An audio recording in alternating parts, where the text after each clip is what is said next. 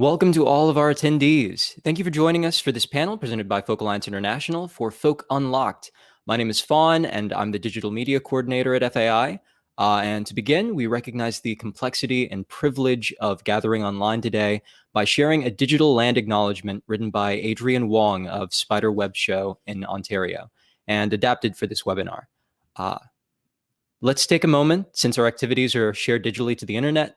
Let's take a moment to acknowledge the legacy of colonization embedded within the technologies, structures, and ways of thinking we use every day. We are using equipment and high-speed internet not readily available in many Indigenous and marginalized communities. We invite you to join us in acknowledging our shared responsibility to make good of this time and for each of us to consider our roles in reconciliation, decolonization, and active allyship. We hope that you will share your thoughts and observations in the Folk Unlocked chat box. This panel will be available for viewing for the remainder of the conference once it is aired at its scheduled time.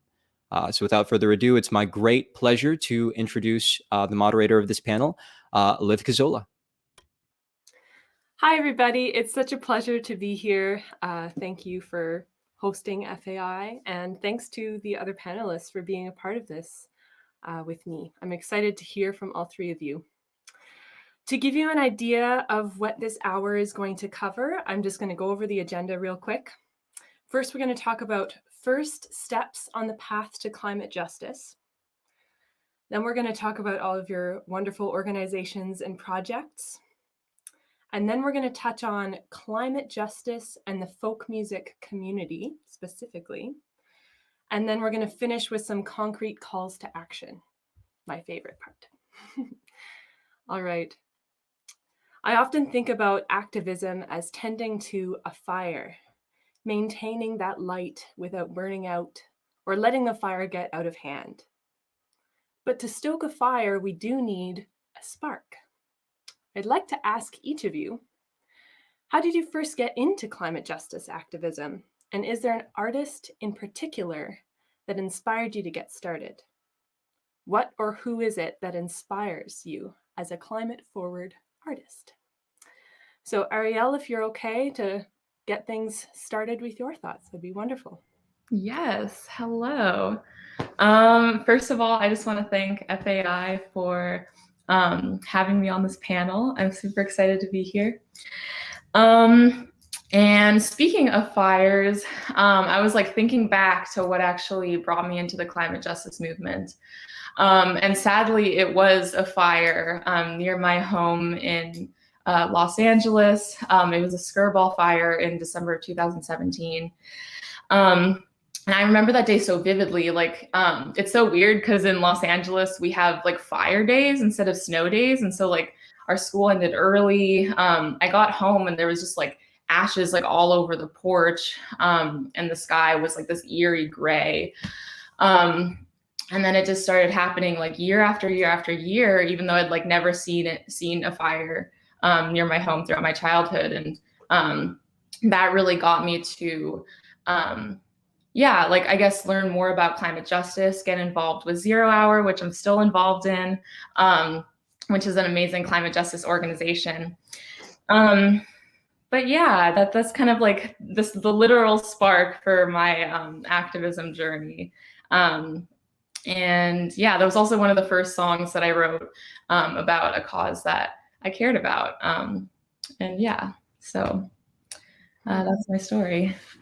Wow. Yeah, it's strange. I guess the fire analogy can be a positive thing, and totally there's a lot of unwanted fires and unneeded fires right now, and I'm sorry that happened in your area.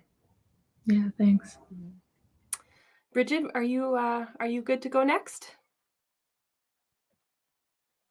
Oh, I think you're still muted. I always do that. Oh, it's awful. Yes. So I guess I've always kind of been in climate activism. My mom, she's now a teacher, but she used to work for Greenpeace, and she's been an activist since she was my age.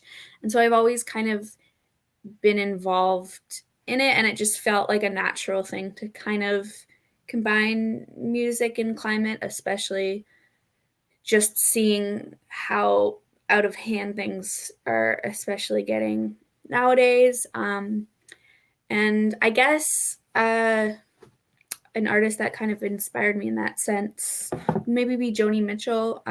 She's, very nature focused, and she's done fundraisers for climate in the past. So. I would love to touch more on how your mother and you have been able to collaborate in some wonderful ways, but that'll come later. Thank you for touching on that now. And Frances, I'd love to hear from you. Hi, yeah, also thank you so much for having me, and I'm really excited to hear everyone's thoughts and have this conversation. So yeah, I first started getting involved in the movement like late 2018, early 2019, when I heard a speech from Greta and thought, why isn't everyone talking about this? Why isn't this, on all the front pages of the newspapers? It just really shocked me. And then got involved with, there was kind of a call out for people to organise climate strikes in the UK because they hadn't happened yet. So I helped organise the first one in February, and then just kind of got from there more involved from like a local level to more like national to more international projects with Fridays for Future. And yeah, I'm still doing that. And yeah, I guess, yeah, it was like hearing a speech from Greta that inspired me, as so many others. In terms of an artist that inspired me, I would say, like, since I was really young, like my parents listened to like Bob Dylan a lot. So I kind of grew up with that kind of music around, and like, I don't know, like the song, like The Times They Are A-Changing really kind of struck a chord, and I always used to sing along to that. So that's, yeah, I've always kind of been aware of it from a young age. Both a lucky thing and an unlucky thing at the same time, that it was necessary for you to know from so early on. Oh, thank you, everybody. I'd love to hear a little more about how your journey as activists has led you to what you're currently doing. I've been so gobsmacked by the amazing things that you're all involved with right now, and it was a pleasure to prepare for this panel for that reason. So I'd love for you to all share some of those some information about your organizations with everybody listening today. So if Brighid is cool to go first, could you share some of your experience with Music Declares Emergency, and if there's been any really important successes that you felt has been achieved so far? Yeah, so I've recently, or semi-recently, started working with Music Declares Emergency, which is a kind of international group of artists and music industry people who, think it's important to declare a climate emergency and also just make the music industry itself a more climate-focused and sustainable industry. And so, yeah, it's been this kind of international movement, I guess, to call for carbon neutral future in the music industry and whatnot. So I am working with other artists and industry professionals to launch a Canadian chapter of Music Declares Emergency. There's also a French one in France being launched. It's a pretty recent organization. It was launched in 2019 in the UK, but it's had really, really big artists sign on internationally. And yeah, I think it's just a cool, important thing, because I think music historically has been something to inspire change on so many different issues and topics over the world, especially folk music, I think. And so I think it's a great thing for just all these major artists to kind of use their influence and say, yes, this is something we care about.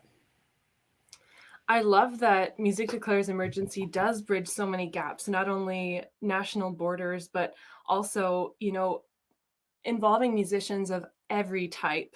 And I believe it's also open to music industry folks as well, right? Yes. Mm-hmm. Yeah.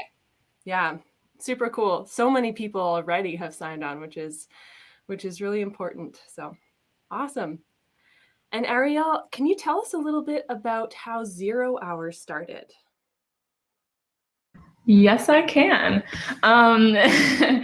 So 0 Hour started, I think it was 2018, although I think the work began a little bit before that, by 4 founders who realized that there was no space specifically for like young organizers who were passionate about climate justice.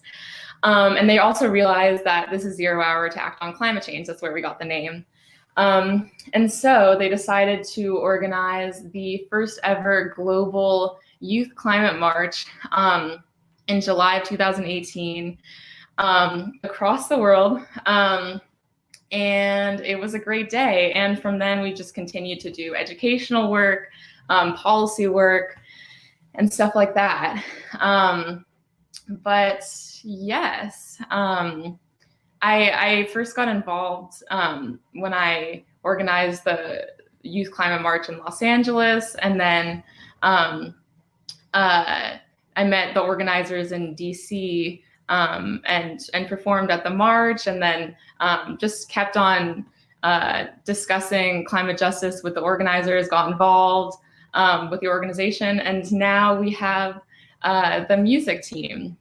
So super excited about that. I don't know if I should talk more about that or if we have time or. Yeah, I would love to hear more about what that means for you as the music director. Cool. Yes, I was super excited to start the music team because I never really like heard of another organization who had a team specifically for music. And so basically what we do on the team is we write songs and communicate with music-related partnerships. So we write songs and that both document the work that we're doing, but also try to inspire change. And I think music is a super important tool that's sometimes overlooked in activism or climate justice work. But I think the work that we're doing with the music team is super exciting. And yeah. I don't know if I've heard of another organization for climate justice that incorporates the writing of songs in their own work. Yeah. Really cool. So are there a team of artists that work with you, or is it kind of a one-off here and there?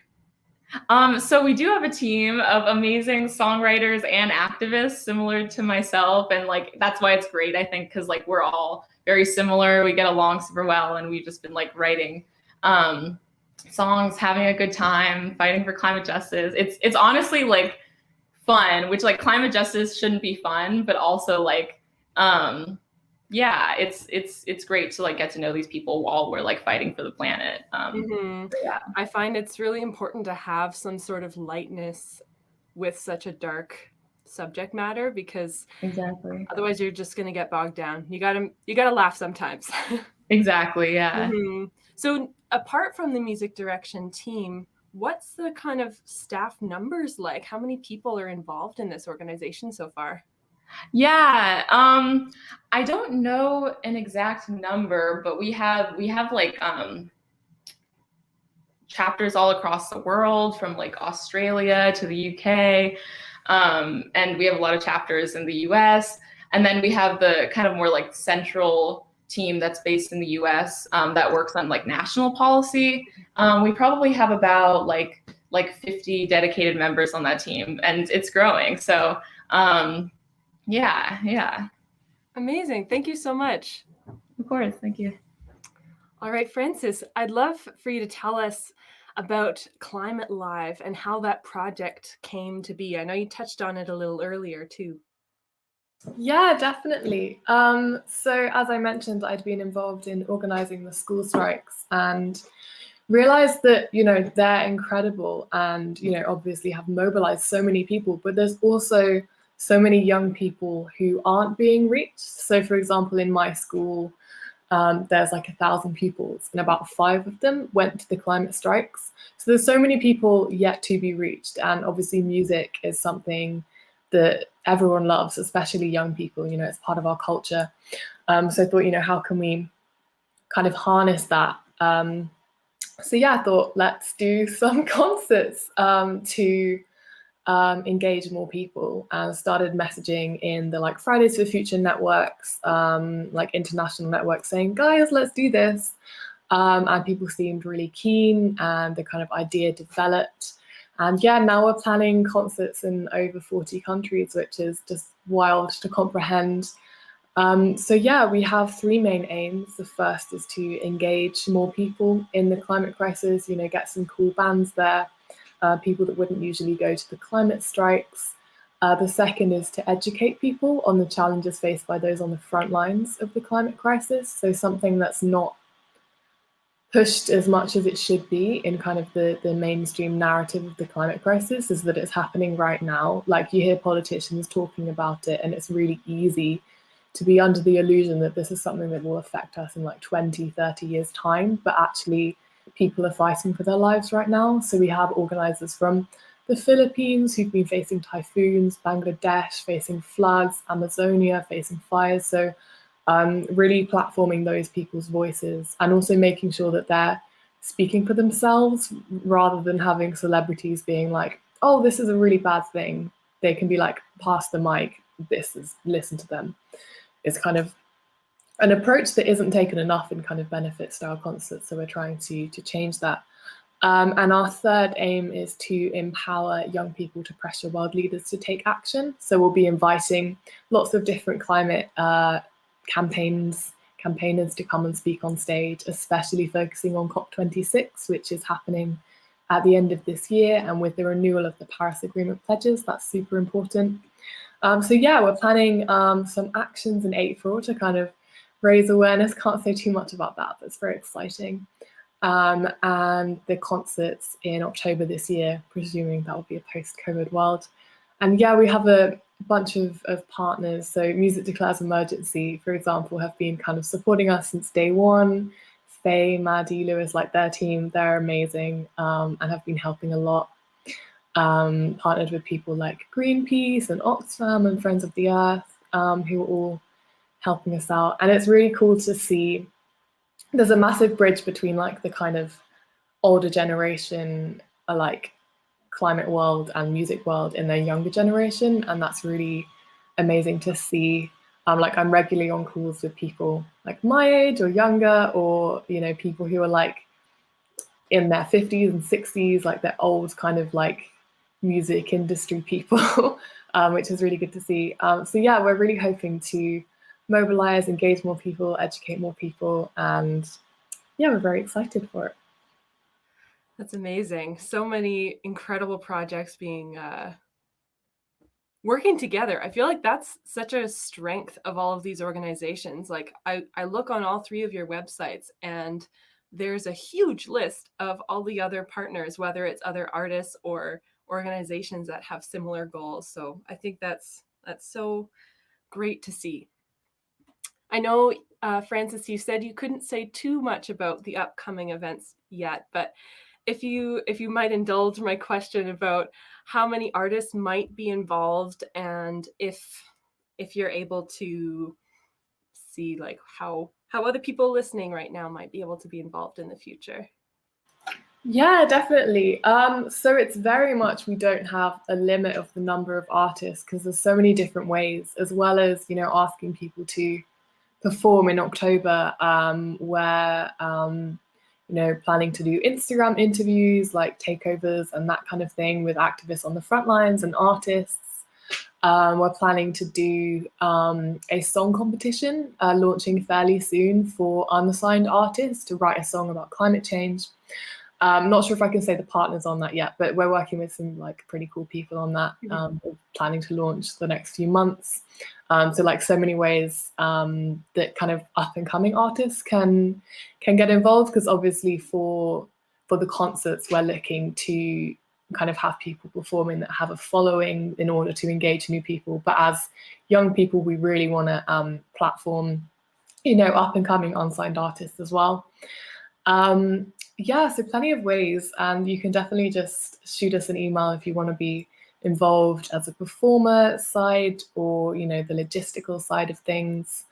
Yeah, I mean, you can look at our launch video. We launched earlier, a few months ago, so late 2020, and Greta is supporting, and some artists like Declan McKenna and Sam Fender and Glass Animals, and plenty more where that came from, to be announced soon. So yeah, plenty of things to be excited about, and we always welcome anyone to get involved.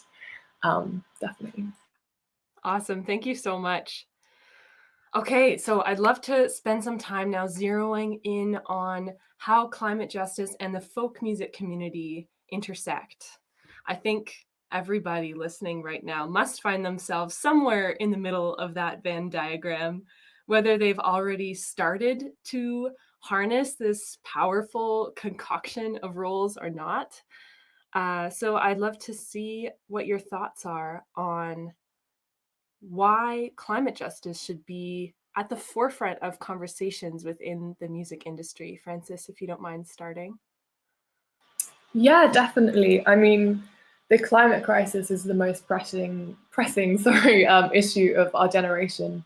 And there are so many young artists, and it's about their futures as well, especially people that we had in the Climate Live launch, for example. Most of them are young artists, and they kind of can connect with what the youth strikers are doing, because as I mentioned, it's their futures as well. They're kind of in the same boat as us. So I think there's definitely a lot of synergy between youth climate activists and youth artists kind of speaking out. And there's lots of examples of artists kind of putting it at the forefront of what they do, like Billy and the 1975. And in terms of the more kind of commercial side of the music industry, things like labels and venues, it's been really positive to see sustainability policies coming into place, records being made with like recycled materials.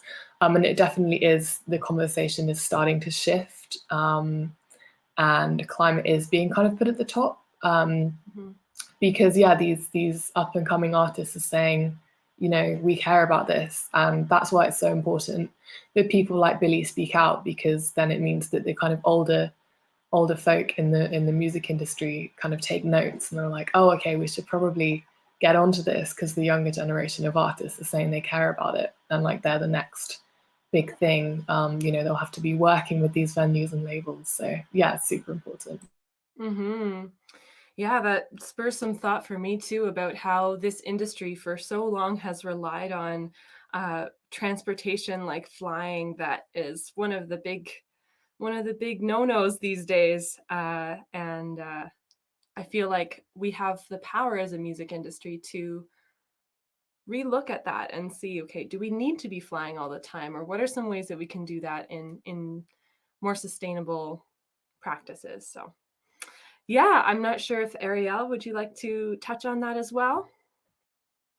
Oh, sure. Yeah, I definitely agree with everything that you said. I think, yeah, like, right. Like, I think like the industry, yeah, needs to care about this, because it is the most pressing issue of our time. This is your hour to act on climate change, as I said before. And so I think, different industries are like starting to get on board. And so I think, because like the music industry is just another industry, like, why not? Like we need literally everybody to be working for climate justice. And so I think, yeah, as artists are speaking out, like Billy, like the 1975, I think we are getting closer. We're not there yet, but it's exciting to see all of these different artists speaking out. So yeah. Yeah, it seems like music has always been such a part of change, and it's no different now. Exactly. Yes. Oh, sorry. And that just like gave me another thought too, that I've been thinking about a little bit recently. on how like people do say that like the music industry or the film industry is kind of like usually at the forefront of change. And so, yeah, I think this should be no different. And it's not, you know, we are igniting change in the music industry right now.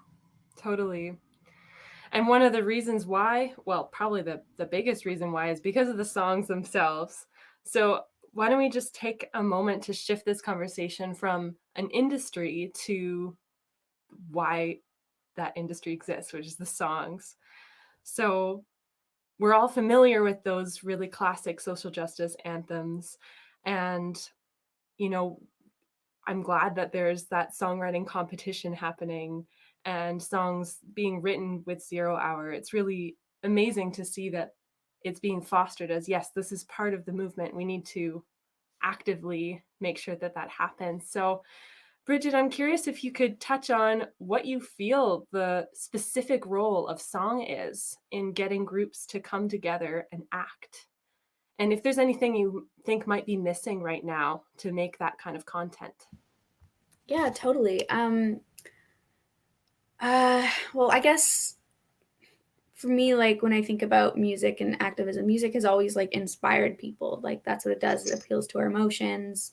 And so it has inspired change historically. Like music has been such an important part of so many different movements, like civil rights movement, human, like environmental, sorry, it's early for me. I'm a teenager. So environmentalism going back, you know, a really long time.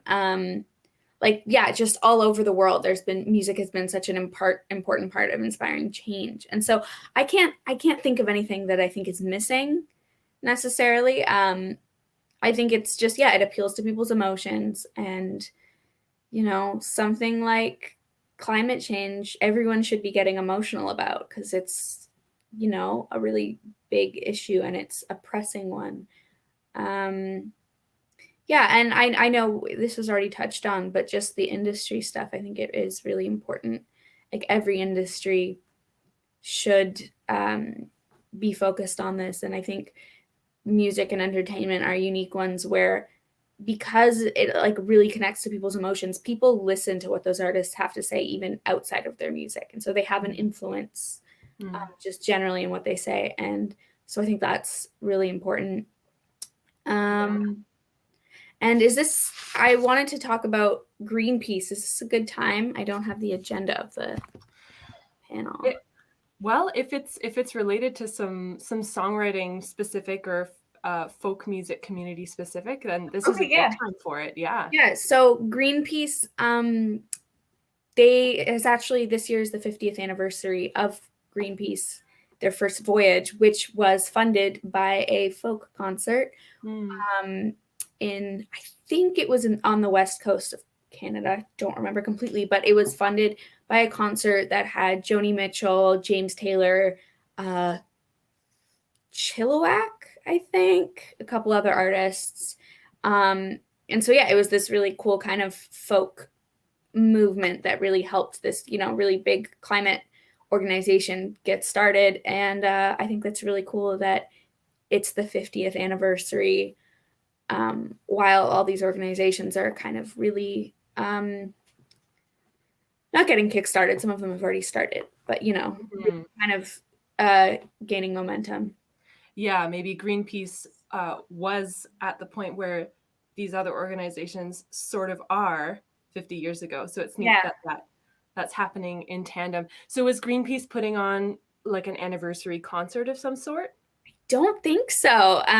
They released the tapes, like, because some, like, the tapes had been lost and then someone found them, so they released, I want to say, like 11 years ago,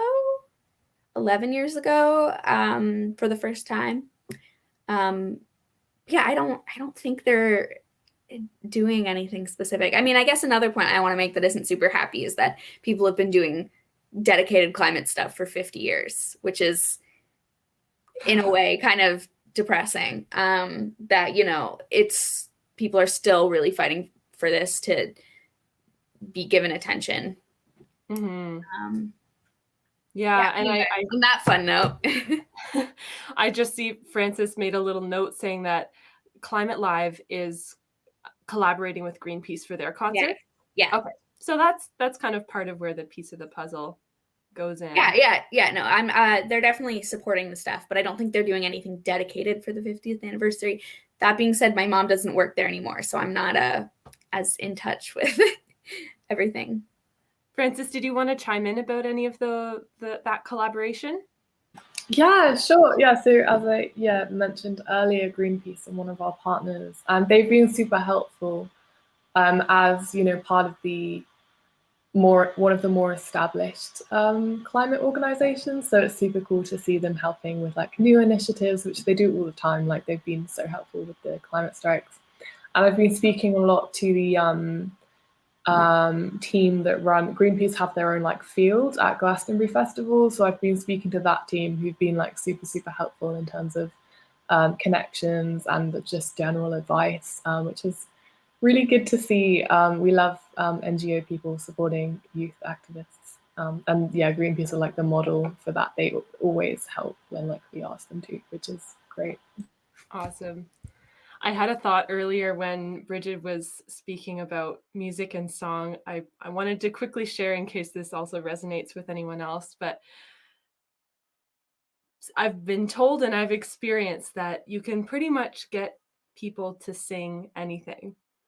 So if you're writing songs that are about climate justice and there's a singable part in there, that somehow can filter into people in a different way.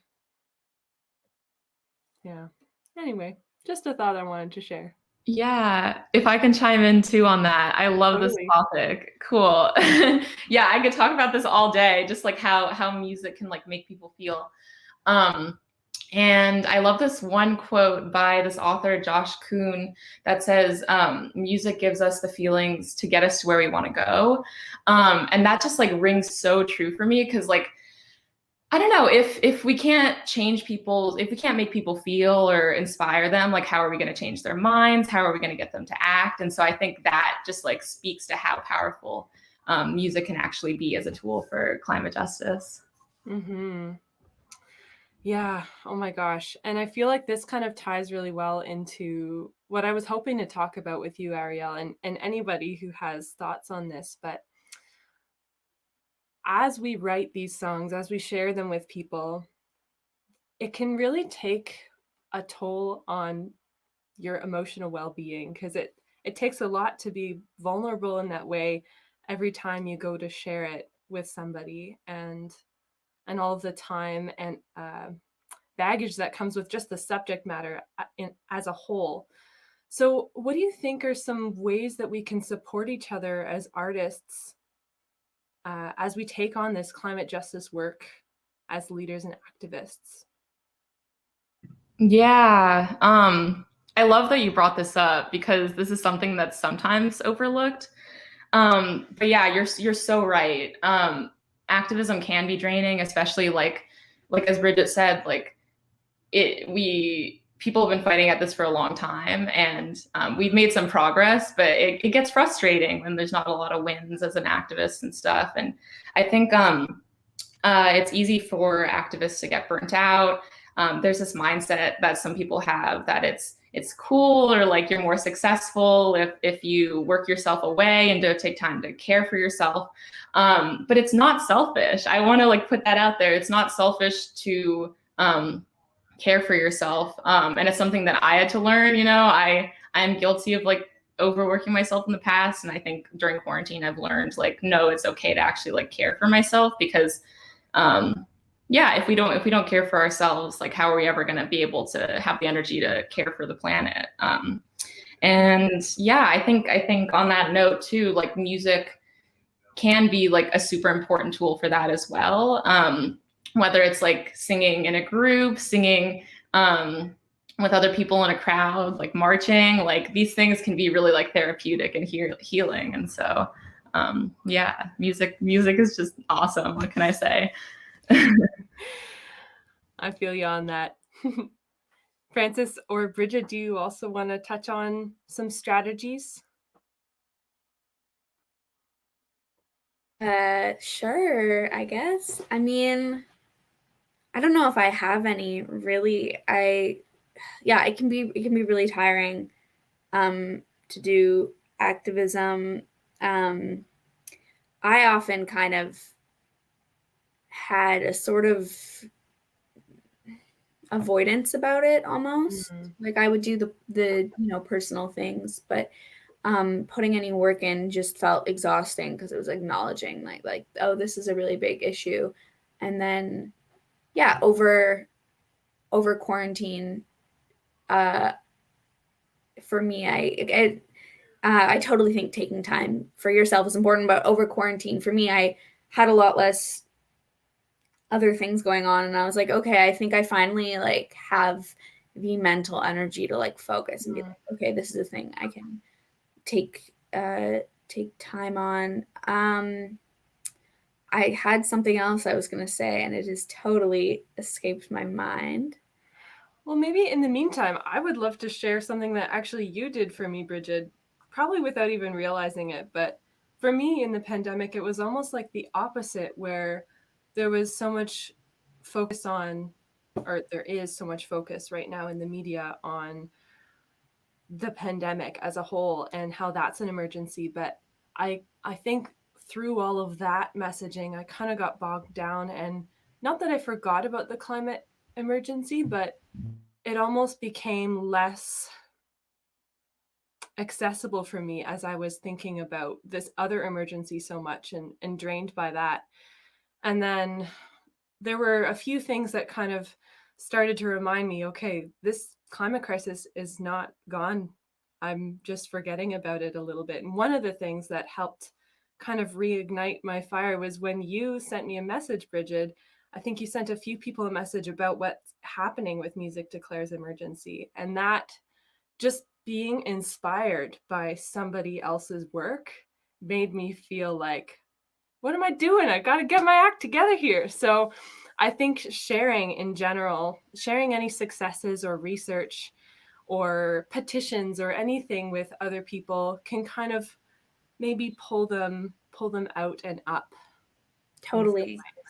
And I mean, specifically on the idea of climate and the pandemic, I remember reading lots of articles a few months in about how obviously the pandemic is awful and there's no denying that, but there were actually some positive impacts that the kind of whole world going into lockdown had on climate, with way less people traveling. There were different places where the air quality improved and water quality. And so I think, I guess in a way that I feel like part of the pandemic and lockdown has kind of showed us like, hey, this is a thing that we should continue to focus on once the world goes back to normal, I guess. Yeah, totally. And I feel like people are also really aware of spending time in nature and how that totally makes a difference. I don't know if I'm sure you've also experienced that, but as soon as you go outside and go walk along the path on the river or get into a forest or something, it just kind of reminds you again and lets you filter some thoughts. Yeah. Going off that too, one thing that you said made me remember about an article that I also read about I think the pandemic, of course, yeah, like you said, like awful, like yeah. Sorry. But like I think one interesting thing that I remember reading about is how climate activism, like since going online, has become a lot more accessible. Like even we're from all over the world right now, speaking together online. I think people have realized how these online tools can help with activism, and so that's I guess one cool thing that we realized during this time. Totally. Yeah. This actually leads really well into what we're going to talk about next, which is probably the most crucial piece of the puzzle, which is specific and concrete calls to action. So some things that we can all do, whether it be something quick, something long-term, and a combination of those things as well. For the music industry as a whole, it's really important that we focus on succession and intergenerational learning, which has been a thread that has come up in what you've had to say a number of times already, which is great. But in the folk world, it's really important that that is a part of community, and including climate justice in that is just kind of a given. So how can we start to harness this opportunity for reciprocal learning and collaboration? I feel like, Brighid, I would love to hear from you about this, partially because of what you said earlier about you and your mom being able to collaborate. That's obviously two different generations, quite literally. And I feel like it'd be great to start with you. Oh, I think you're muted. Gosh, always happens.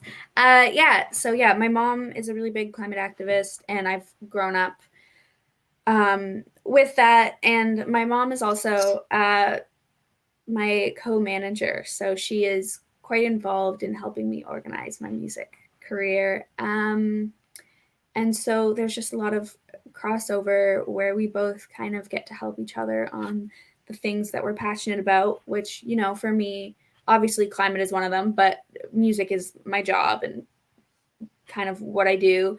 And so she, I guess, has just kind of helped me see music and climate as two really important things. And I've also just learned a lot from her about climate. And she's not a musician, but she's a music lover. So I was raised on folk music and things like Joni Mitchell. And so learning about kind of Greenpeace and how it started and stuff like that was really cool. I don't know if I have much else to say about that.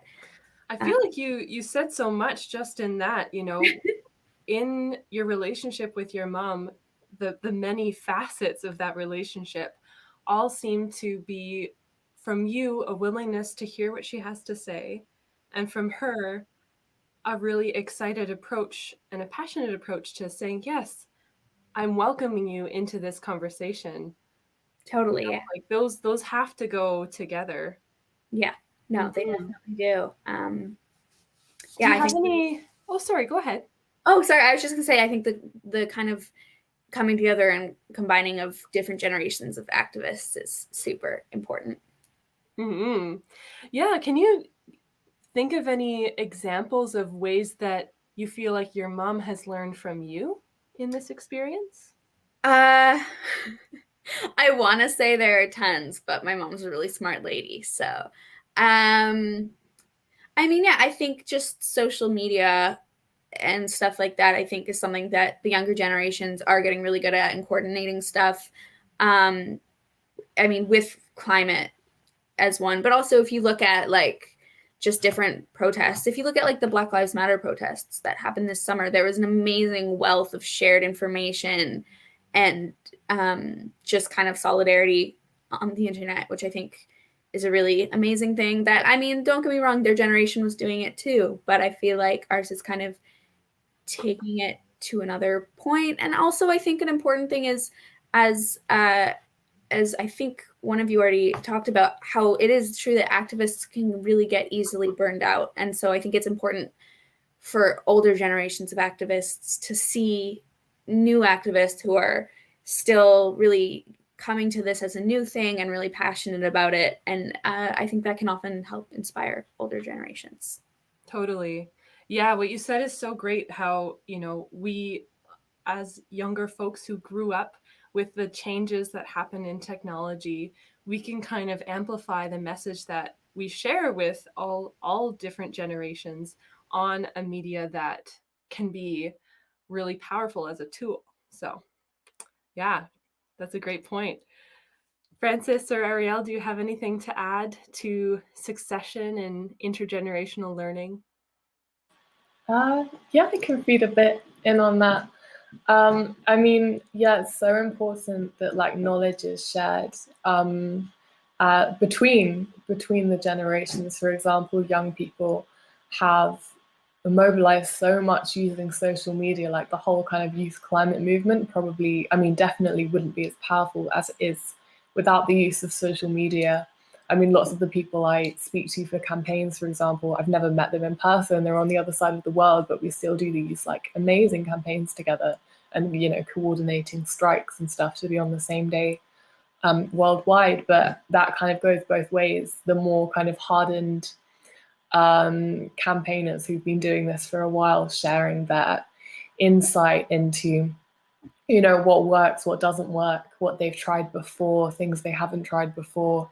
And also in terms of like regenerative culture, I mean, young people, lots of us have just started in our kind of activism journey over the past few years. So as mentioned before, it's really easy to get burnt out, but you can speak with like more experienced activists who can like give advice on how to kind of balance your time and those kind of things. And yeah, like one thing I learned recently speaking to a more experienced activist is kind of like scheduling when I have breaks, so it feels like I'm still being productive, and that's something that's really kind of changed the game for me in terms of like not burning out. So yeah, the sharing of knowledge is just so important, definitely.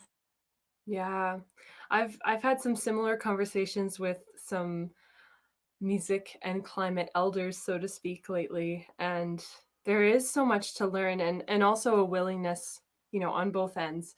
So for one thing that I realized for a lot of my local organizations and here in Guelph is that it seems as though not all of them thought about succession from the start. You know, instead of getting as far as you can and then either burning out or feeling like your time needs to go somewhere else, and then suddenly there's no one to take over that wonderful organization you started, or, you know, something else. I feel like it's important for any organization, regardless of who is running it, I think, to look forward while you're still grounded in the moment. So yeah, that's something that I definitely learned from conversations recently. Well, we have time left, so I think we should definitely get started with going around the circle. At least for my circle, it goes in clockwise order: myself, Arielle, Brighid, and then Francis. I'd love to go around and we can each share one small, immediate action and one big long-term change that everybody listening can take on. So I'm happy to start. For example, I would love for everybody to sign the Music Declares Emergency sign up form on their website to say, yes, I know that this is happening and I'm going to do my best to remedy it. So there'll be a link provided in the chat for that, and also reading over their very helpful calls to action. Great job, Brighid, and everyone else who wrote that out. It's great to read over different calls to action for fans, for labels, for artists, for all the different kinds of people who might be going to that website. So those are small and immediate. And a long-term change that I'm really excited to take on is implementing a green rider, as I would a tech rider or a hospitality rider. I just hadn't really thought to formalize it as a green rider until I saw the template by Julie's Bicycle. So we'll stick a link to that in the chat as well, in case anyone else is curious to really embed this into your goings on as a musician. So there we go. Arielle is next. Cool. Those are amazing. Oh my God. Wow. Yeah. I don't know. I was trying to think about like small, short-term and long-term actions. And I guess for short-term actions that people can take, I would love if people checked out thisiszerohour.org to see how they could get engaged. We have a lot of new things in the works that we're super excited about. We'd love to, the more people, the better. So Yeah, and I also want to give a quick shout out to Smithsonian Folkways that I started working with recently. They also have a lot of really cool educational campaigns in the works. So yeah, if you want to just do a small action right now, maybe check out those different campaigns, see how you can get involved, stuff like that. And then for longer term actions, I would say, I guess like in two parts, like for musicians, maybe start writing or producing music about things that you care about. Hopefully one of those things is climate justice. And then I guess for organizers, I don't know, maybe consider using music as a tool for your organization in some ways. Yeah. Totally. Those are great. Brighid is here. Cool. I'm trying to think of calls to action that are not musician specific. I mean, I know this is a folk thing, so maybe I'll talk about that. But I guess a call to action is trying to find greener ways of doing merch and merchandise. I feel like that's an important one that we're still trying to figure out as a band, specifically us too. But yeah, just try to look into greener ways of doing merch. There's a company that does made to order t-shirts, and they when someone who buys a t-shirt, when it falls apart or it gets stained, T-mail, thank you, yes, T-mail. Check out T-mail if you're a musician or have any other reason to sell or print t-shirts. They're really great. And yeah, check out all the organizations that we're all working with today. That reminds me of a company in Guelph that my bands have worked with in the past called Ampersand for all of our paper printing. They are a carbon neutral company, and we can print on post-consumer waste recycled paper and get it done, drive or bike or walk to the place, depending on how big the box is, and pick it up and have it right there locally. So hopefully there are other places around everybody listening right now that can do that. But of course, there's also Ampersand in Guelph. Yeah, I feel like there's a lot of new companies and new places like that are popping up. So yeah, definitely try to look for places in your area. Sweet. Okay, and Frances. Hello. Yeah, in terms of a short-term action, I would say following climate justice organizations on like social media and just keeping up to date with what they're doing. There's lots of, educational content posted on there about, what's happening in the world. I would definitely suggest following Fridays for Future, XR Youth, Climate Live, a new initiative called Pass the Mic, which is platforming activists on the front lines. There's so many more I could mention, but yeah, especially Fridays for Future posts a lot of really, really good content regularly.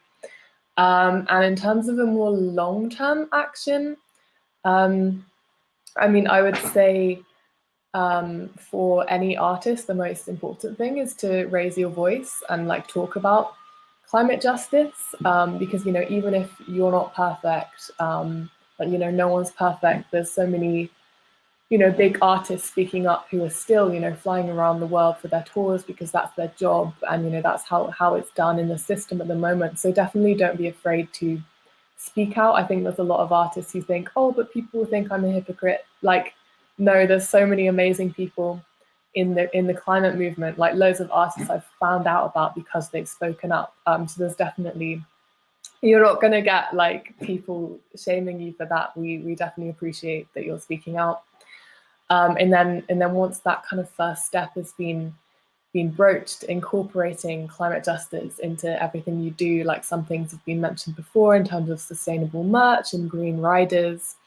There's loads of good resources out there on Music Declares and Julie's Bicycles, Reverb, Vision 2025. I would suggest looking on their websites, and there's tons of resources about like how you can green your tours and like incorporate climate justice into everything you're doing. So I would 100% recommend looking into that.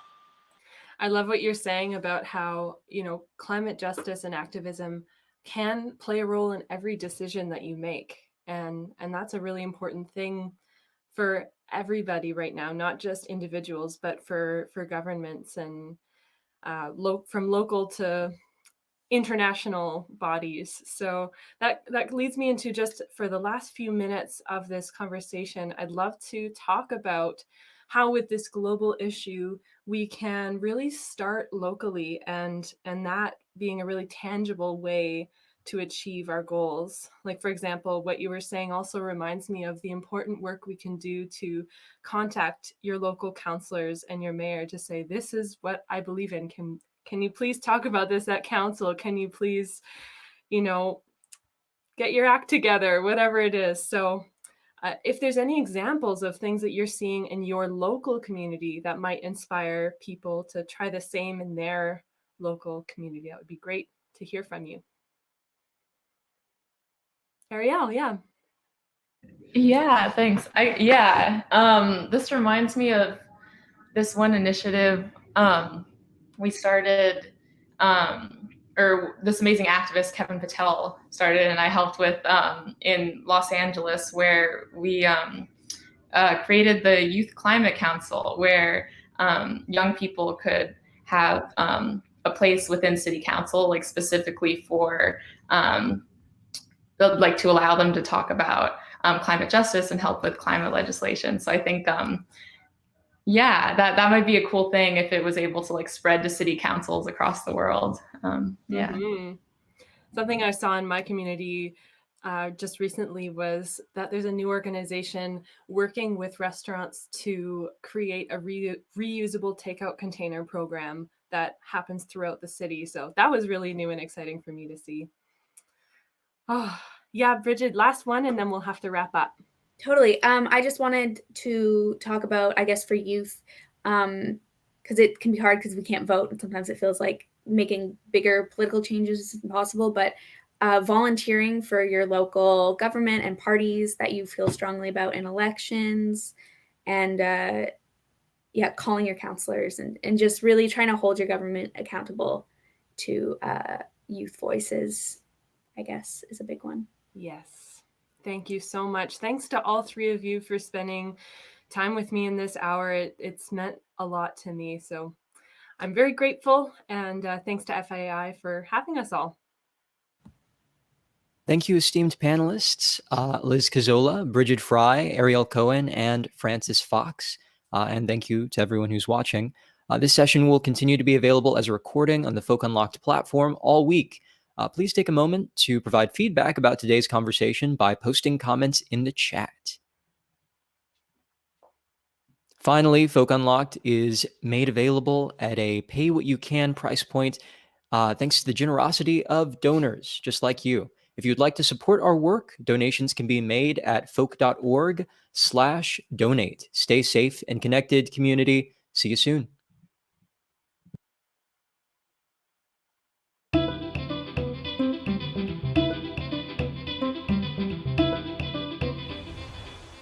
The Kerrville Folk Festival has been celebrating songwriters for 50 years. Kerrville's Grassy Hill New Folk Songwriting Contest has featured artists such as Adrian Linker, Anais Mitchell, James McMurtry, Lyle Lovett, Nancy Griffith, and Robert Earl Keene.